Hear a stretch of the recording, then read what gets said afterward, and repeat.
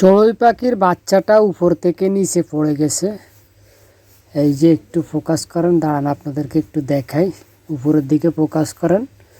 এই যে বাসা থেকে নিচে পড়ে গেছে, মানে সম্ভবত মায়ে আদার খাওয়ানোর সময় অনেক সময় ওরা বাসার ভিতর থেকে বাইরে আসার চেষ্টা করে, মানে একটু সামনে, তখনই হয়তো এই দুর্ঘটনা ঘটছে। তবে আঘাতপ্রাপ্ত দেখেন হা করে রয়েছে, তো উঠাই দিতেছি এখন।